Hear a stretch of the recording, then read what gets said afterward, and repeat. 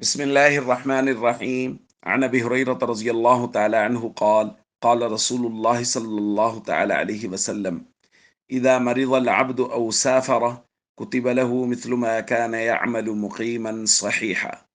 رواہ البخاری۔ نبی کریم صلی اللہ علیہ وسلم نے ارشاد فرمایا، جب بندہ بیمار ہوتا ہے یا سفر کرتا ہے تو اس کے لیے ان تمام عبادات کا ثواب لکھا جاتا ہے جنہیں اقامت یا صحت کے وقت یہ کیا کرتا تھا۔ دوستو، ہم بات کر رہے ہیں کہ بیماری ایک مسلمان کے لیے رحمت ہوتی ہے، عذاب نہیں ہوتی۔ اور آپ اللہ کی رحمت اور مہربانی دیکھیے کہ نبی کریم صلی اللہ علیہ وسلم فرما رہے ہیں، جب جب کوئی آدمی مریض ہوتا ہے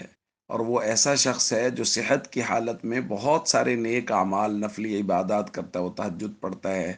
اشراق چاش توابین پڑھتا ہے، وہ نفلی روزے رکھتا ہے، پیر جمعرات ایام 20 کے، وہ ذکر و تلاوت کرتا ہے، لیکن اب بیماری کی وجہ سے وہ نہیں کر پا رہا، تو اللہ رب العزت فرشتوں سے کہتے ہیں کہ میرا بندہ عذر کی وجہ سے نہیں کر پا رہا، تمہاری چھٹی نہیں ہے، تم لکھو کہ اس نے تہجد پڑھی ہے۔ حالانکہ بیماری کی وجہ سے وہ نہیں پڑھ پا رہا، وہ روزے نہیں رکھ پا رہا، وہ ذکر و تلاوت نہیں کر پا رہا، لیکن فرشتوں سے کہا جا رہا ہے لکھو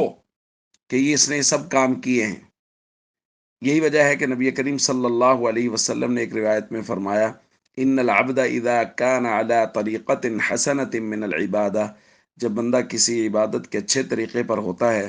ثم مرض، پھر وہ مریض ہو جاتا ہے، قیل للملک الموکل بھی، جو فرشتہ اس پر مقرر ہے اس کو کہا جاتا ہے اللہ کی جانب سے، اکتب له مثل عمله اذا كان طلیقا،